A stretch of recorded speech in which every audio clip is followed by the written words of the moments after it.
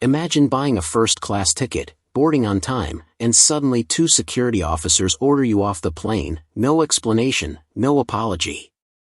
That's exactly what happened to Danielle Brooks, a billionaire tech CEO. But instead of losing her cool, she made a single phone call that cost the airline $4 billion.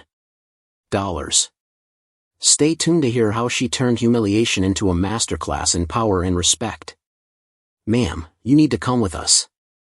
The low, steady rumble of the engines filled the cabin like background music, a soft promise of a smooth, uneventful flight. Overhead bins thudded shut as travelers stowed last-minute bags. A baby giggled somewhere near the back, and the scent of brewed coffee drifted faintly through the air. For most passengers, it was the usual pre-takeoff routine. But for Danielle Brooks, Seat 4A was more than just a place to sit.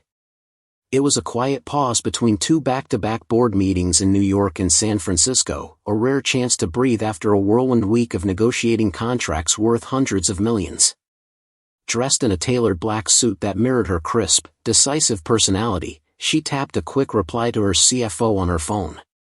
Her company, Brooks Technologies, had just finalized an international deal that pushed its valuation past $4 billion.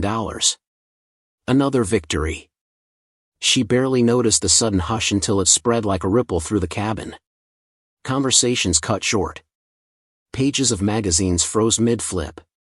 The hum of ordinary life dulled to an uneasy silence. 2 uniformed airline security officers appeared at the front of the aisle, moving with deliberate urgency. Their eyes scanned the rows like searchlights, and a knot tightened in Danielle's stomach. Their polished shoes clicked against the narrow walkway as they approached with the measured precision of people who meant business. Passengers craned their necks, curiosity sparking into whispers. A man in business casual muttered, "What's going on?" A mother pulled her child closer. The taller officer stopped beside her seat. His expression was professional but tense. "Ma'am, you need to come with us, now." Danielle's hand froze mid-gesture, her phone still pressed to her ear. She blinked, certain she'd misheard. "Excuse me?" "You need to step off the aircraft immediately," the second officer said, his jaw tight. All eyes locked on her. The sudden weight of dozens of strangers' stares pressed in like a physical force. Danielle felt the familiar flicker of boardroom adrenaline kick in, the cool, calculating alertness she relied on when negotiations turned hostile.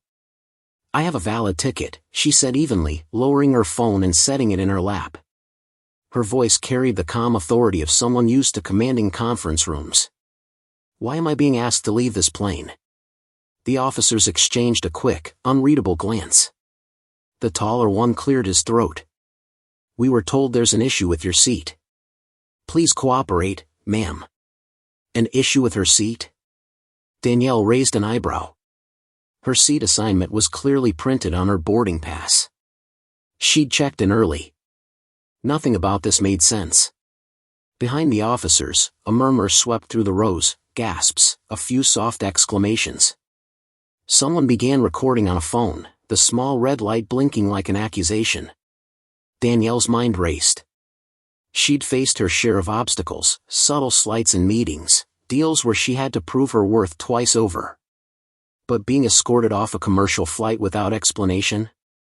This was different. She inhaled slowly, a grounding breath she'd mastered during high-pressure negotiations. Then she rose, unhurried, gathering her leather briefcase and sliding her phone into her pocket. Her movements were precise, controlled, a silent declaration that she would not be rattled. As she stepped into the aisle, her sharp eyes swept across the cabin. A man in a first-class seat avoided her gaze. A flight attendant bit her lip. And just for an instant, Danielle felt a cold certainty settle in her chest. This wasn't a simple mix-up with a seat assignment. This wasn't random. This felt personal. Without a word, she straightened her shoulders and followed the officers toward the front of the plane, every step echoing like a challenge in the hushed cabin. The moment Danielle stepped off the aircraft, the temperature seemed to drop. The terminal felt unusually bright, the overhead lights glaring like interrogation lamps. The officers led her a few paces from the gate before stopping abruptly, as if unsure what to do next. I'd like to know why I was removed from this flight, Danielle said, her voice crisp but calm. Years of negotiating billion-dollar deals had taught her that composure was power. The taller officer avoided her eyes. Please wait here, ma'am. Someone will explain. Someone? Danielle narrowed her gaze. Around her, passengers from other gates glanced over, curious about the well-dressed woman flanked by two uniformed guards. Phones tilted toward her, a few quick photos snapped. A gate agent hurried over, clutching a tablet like a shield. Ms. Brooks, she began, her tone a mix of forced cheer and nervousness, there seems to be a security concern regarding your seat. Danielle crossed her arms. A security concern? That's vague. What exactly is the issue? The agent hesitated, glancing at the officers for backup that didn't come. It appears there was an overbooking error, and, well, we needed to reassign your seat. Danielle's eyebrows arched. You removed me from the plane for overbooking? There were empty seats in first class. Her voice remained steady, but a sharp edge crept in. And you didn't notify me before boarding? The agent swallowed. It was a last-minute adjustment. We regret the inconvenience. Inconvenience? Danielle interrupted softly, but the single word carried the weight of a gavel. Travelers nearby paused, sensing the tension. Before the agent could respond, Danielle's phone buzzed. It was a message from her executive assistant, still seated on board. Danielle opened it with a practiced swipe. Assistant, they gave your seat to a man in 2A. I heard the attendant say he's a VIP upgrade. Looks like they wanted him in your spot. Danielle's pulse tightened. This wasn't just poor planning. Someone had made a deliberate choice. She turned the screen toward the gate agent. My assistant informs me that my seat was given to another passenger, a man. Care to explain why I was singled out when I had a confirmed first-class ticket and arrived early? The agent's mouth opened, then closed again. I don't have that information, ma'am. Passengers passing through the terminal began to slow, their eyes flicking between Danielle's poised figure and the uneasy staff. A teenager whispered, isn't that the tech CEO from the news? Someone else muttered, this looks like discrimination. Danielle kept her tone measured but firm. Was I targeted because of my race? Because I'm a black woman traveling alone? The gate agent paled. No, of course not. This is just a misunderstanding. Then document this misunderstanding, Danielle said. Write down exactly what happened, your name, and the reason I was escorted off the plane with no warning. The officers shifted uncomfortably, as though realizing they'd been pulled into something much larger than a seat change. Danielle drew a steady breath, her mind already moving ahead.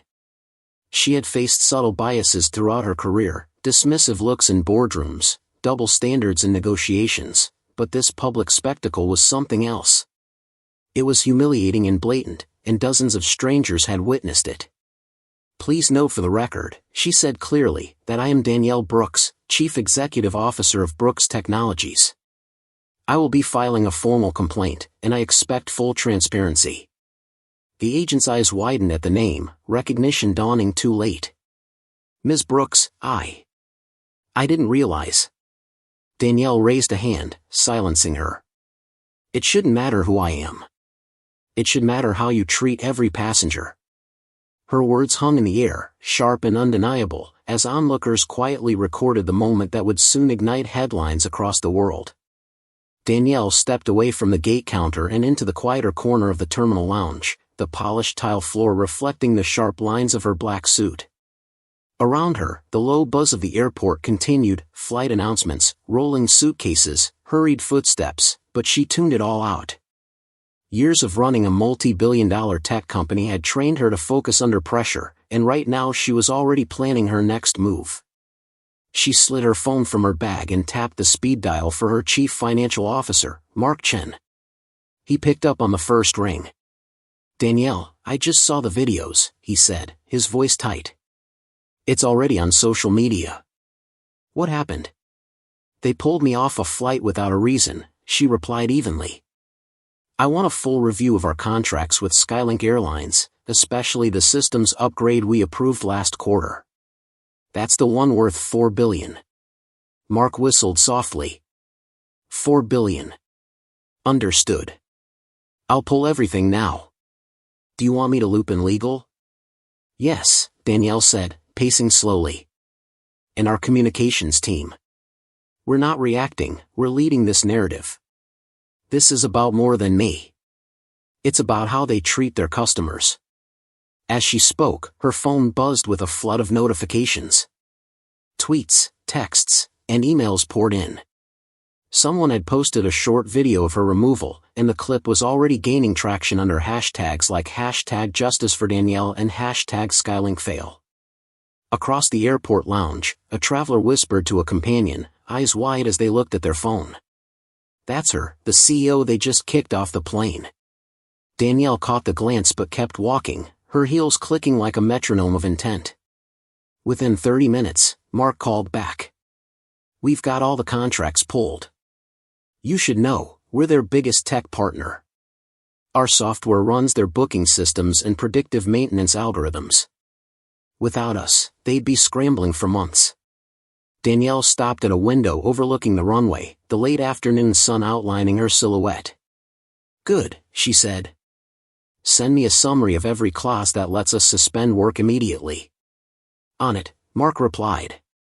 Another buzz, this time from her public relations director, Alicia. Danielle, Alicia said, voice brisk but excited, you're trending in the top 5 worldwide. Major outlets are requesting statements. Do we go public yet? Danielle considered it.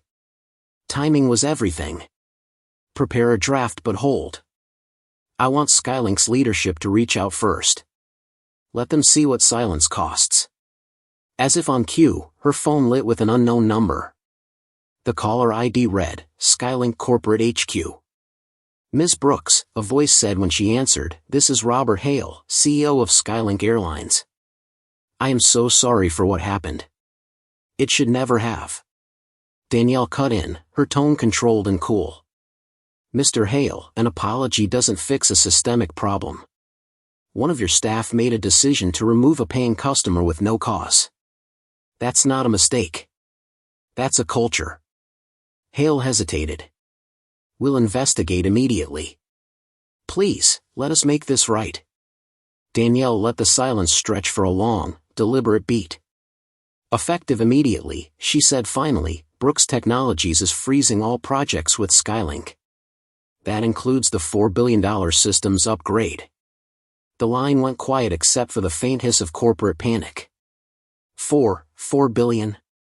Hale repeated. Yes, Danielle said simply. Until I see evidence of real change, there will be no partnership. She ended the call without waiting for a reply. Around her, the airport bustled on, unaware that a single conversation had just shifted the balance of power in a billion-dollar industry. Danielle slipped her phone into her bag, her expression unreadable but her mind razor-sharp. The game had just begun, and she was already 3 moves ahead. By sunrise the next day, Danielle's quiet act of corporate defiance had become a worldwide headline. News tickers flashed, tech CEO pulled from flight, suspends $4 billion airline contract. Morning talk shows replayed the shaky cell phone footage of her calm removal, pausing on her composed expression as she walked down the aisle. Commentators marveled at how she never raised her voice, never lost control, yet wielded staggering influence with a single phone call. Social media ignited like a storm front.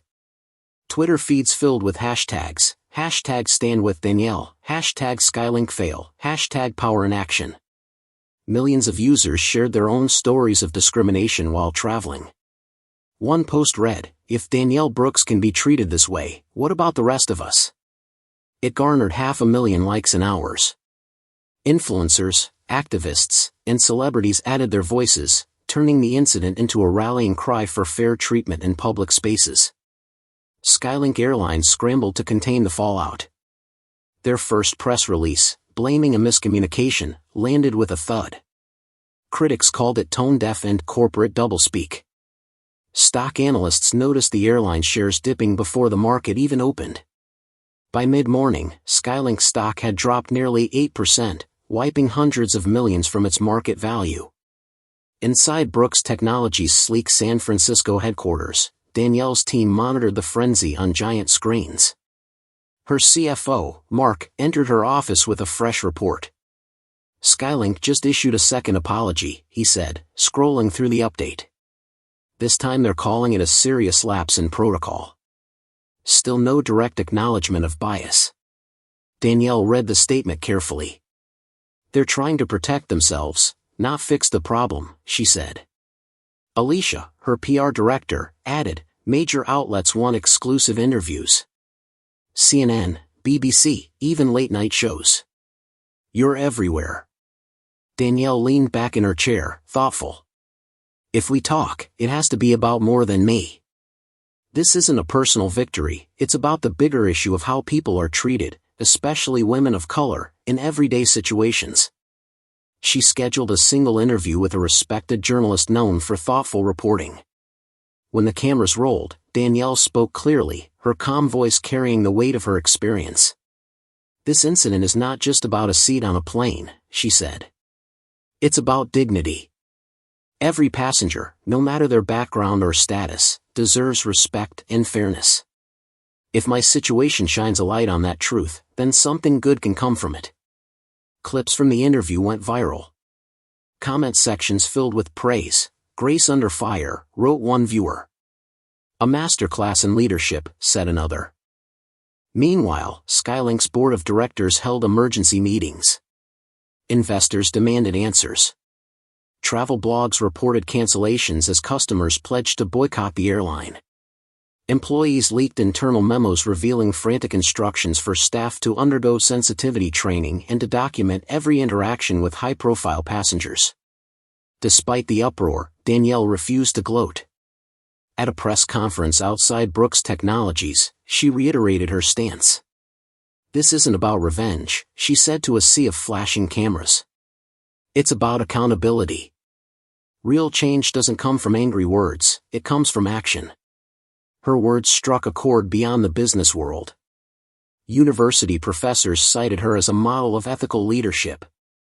Advocacy groups invited her to speak at conferences on corporate responsibility. Skylink's executives, now facing shareholder unrest and mounting financial losses, sent multiple requests for a private meeting. Each time, Danielle's office replied politely, "Not until a comprehensive reform plan is in place." For the first time in its history, one of the world's largest airlines realized that the power dynamic had shifted. This wasn't merely a PR disaster, it was a lesson in how a single passenger, with intelligence, influence, and unshakable resolve, could ground an entire corporation. 3 weeks later, Skylink's headquarters in Chicago buzzed with unusual tension. The airline's quarterly earnings call loomed, investors were impatient, and public sentiment still leaned heavily against the brand. After multiple formal requests and a promise of sweeping reforms, Danielle finally agreed to meet with the board. When she arrived, the atmosphere was a mix of relief and apprehension. Skylink's top executives stood as she entered the glass-walled conference room, the skyline glittering behind them. Danielle wore a navy power suit and an expression of measured calm. She wasn't there for pleasantries. The CEO, Robert Hale, began with a firm but humble acknowledgement. "Ms. Brooks, on behalf of everyone at Skylink, I apologize again. Our internal investigation confirmed that your removal was unjustified. We've already terminated the staff responsible for the decision and implemented mandatory anti-bias training." Danielle listened without interrupting, her sharp eyes revealing nothing. When he finished, she placed a neatly printed document on the table. "These are my conditions for restoring our $4 billion partnership," she said, her voice steady. "First, a company-wide anti-bias and cultural sensitivity program, with quarterly progress reports made public. Second, a transparent passenger complaint system that tracks and addresses discrimination claims. Third, a formal public commitment to equitable treatment for every customer, no exceptions." The board members exchanged glances, some nodding almost immediately. Hale cleared his throat. "We accept every condition." Danielle's gaze swept the room. This isn't just about your airline's reputation. It's about changing the experience for every traveler, so no one else endures what I did. An hour later, the agreement was signed. Skylink announced the reforms in a live press conference, crediting Danielle for holding us accountable and helping us move forward as a more inclusive airline. News outlets broadcast the statement worldwide, calling it a landmark corporate turnaround. Outside, reporters crowded around Danielle as she exited the building. Microphones angled toward her, cameras flashing. "Why agree to work with them again after what happened?" one journalist called out. Danielle paused, a faint but confident smile on her lips. "Because progress matters more than payback," she said. Walking away would have punished a company. Staying, and demanding change, can help millions of passengers. That's real impact. Her answer became an instant headline: "Progress over payback, CEO turns humiliation into reform."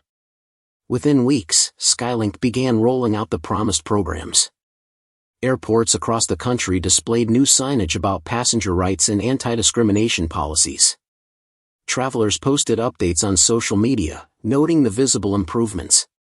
For Danielle, the incident became a case study in business schools and leadership seminars. Professors praised her for using influence with precision, turning a personal insult into systemic change. And on her next flight, this time with Skylink, passengers recognized her as she boarded. Some offered quiet applause, others whispered words of support. Danielle simply smiled, storing her carry-on with effortless grace. She had turned a humiliating moment at 30,000 feet into a $4 billion lesson in dignity, proving that true leadership isn't about revenge, it's about rewriting the rules for everyone. And that's how one calm, determined CEO transformed a public insult into a $4 billion lesson in accountability. What would you have done in her place? Tell us in the comments, and if you enjoyed this story, don't forget to like, subscribe, and hit the bell so you never miss another powerful real-life story.